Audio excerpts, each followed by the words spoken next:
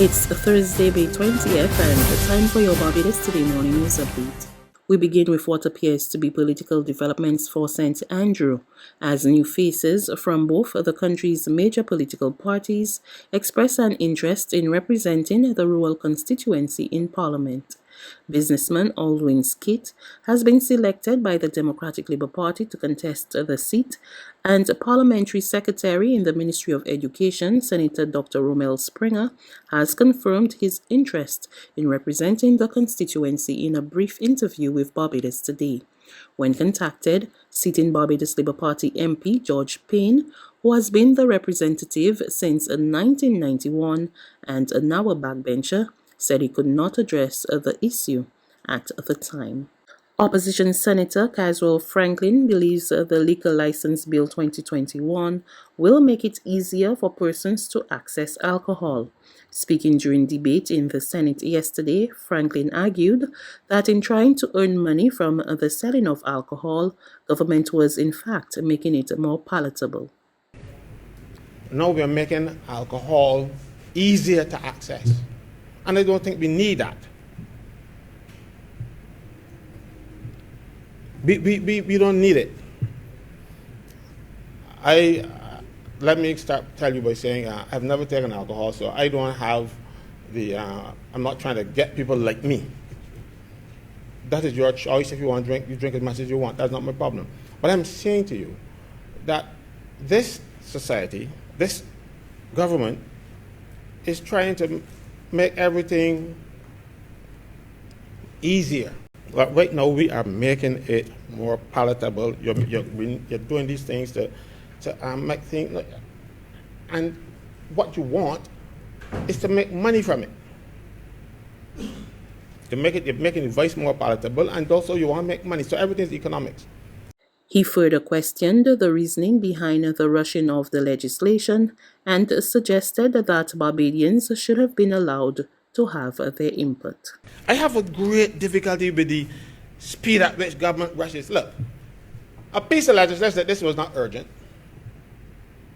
It should not be passed in one day in any of these houses. A piece of legislation like this should have been published and let the country see what the government wants to do for us. You will know no more better than everybody else in Barbados. Give us the opportunity, give the country the opportunity, let us speak to this thing, let me see if we can improve it. No, but you rush in here and move that be standing orders be suspended for today's sitting so that this can be facilitated in one day. What is so urgent about this piece of legislation that it must be done today? Why are you not giving the citizenry a chance to look at this legislation and say, no, we don't want this, we want that? Minister of Environment and National Beautification Adrian Ford has defended the award of a contract to operate a waste management project for the Sanitation Service Authority to the subsidiary of a major construction firm. He was responding to concerns that ProSource Limited, a part of the Innotech Group, had been awarded the contract.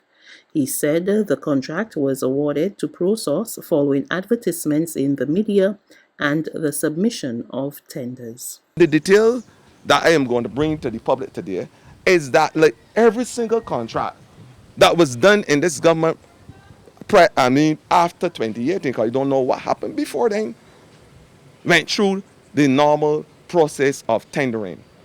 And the ProSource company that was given the contract to put mechanical devices on the trucks as we know it, where these devices will be able to go and with our RFID reader, if I get it wrong, forgive me, where the reader will allow the trucks mechanically to take out the garbage and put in the back of the trucks, so that the occupational hazards that we face with the sanitation workers, and they're look at them, my good workers from the sanitation who work day and night through COVID, and I must pay homage to them today. And I'm saying to you, to all Barbadians in earshot, that what we are doing by improving the efficiency at the sanitation, allowing the workers to have a sense of pride in their work and to raise their standards of employment, I am saying that I am making no apologies for anybody for putting the mechanical devices which will work with the guys at the back of the truck to lift those big heavy cans. There's regional and international news after this short break.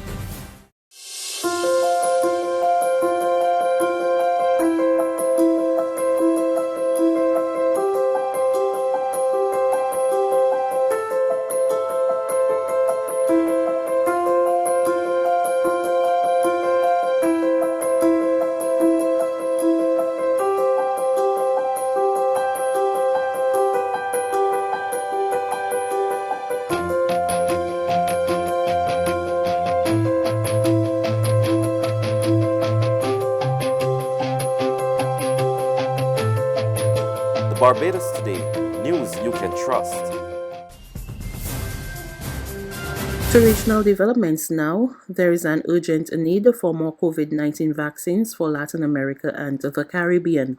So warns the director of the Pan American Health Organization, Dr. Caricia Etienne, who revealed that only 3% of the region has been fully vaccinated against the virus. Speaking during her weekly press briefing on Wednesday, Dr. Etienne said expanding regional capacity to manufacture strategic medical supplies, especially vaccines, is a must. We must ramp up production for the entire vaccine value chain, from the ingredients that go into vaccines to the vials and syringes that help us deliver them, without compromising quality. We have 8 national regulatory authorities throughout our region that do have the capacity to oversee this work. This sets our region apart. But we must also look to the future and embrace the promise of mRNA technologies, which, although novel and more expensive, present possibilities beyond COVID vaccines. PAHO is working closely with WHO on its COVID-19 mRNA vaccine technology transfer hub. And we are in discussion with regional partners like the Inter-American Development Bank, the Organization of American States, and our member states to ensure countries interested in expanding their manufacturing capacity have the resources and the support that they need to make it happen.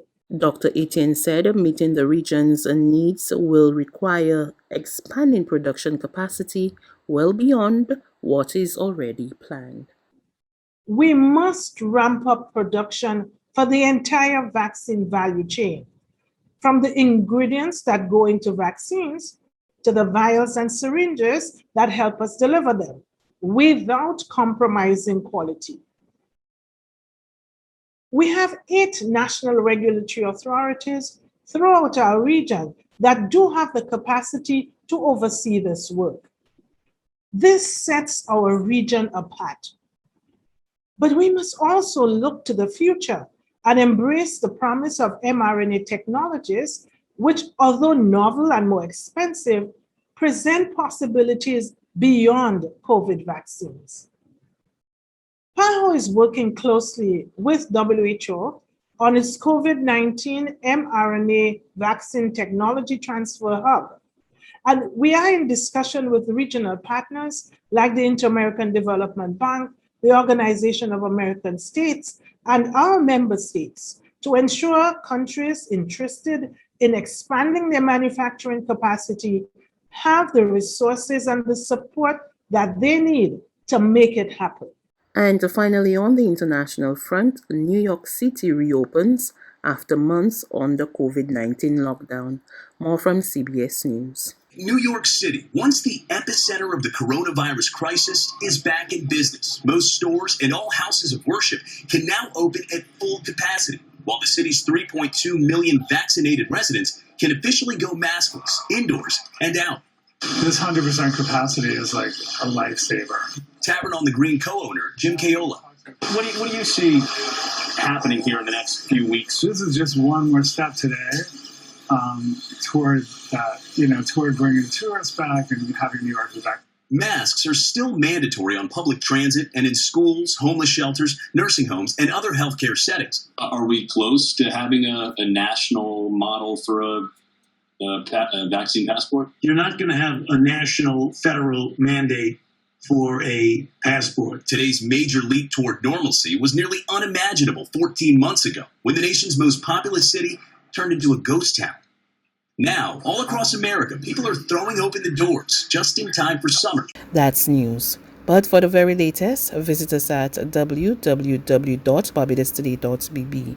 You can also subscribe to our e-paper, email updates, or like us on Facebook, and sign up for our breaking news alerts via WhatsApp.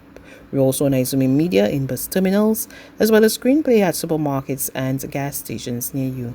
And you can also hear us on Mix 96.9 FM and Capital Media HD 99.3 FM.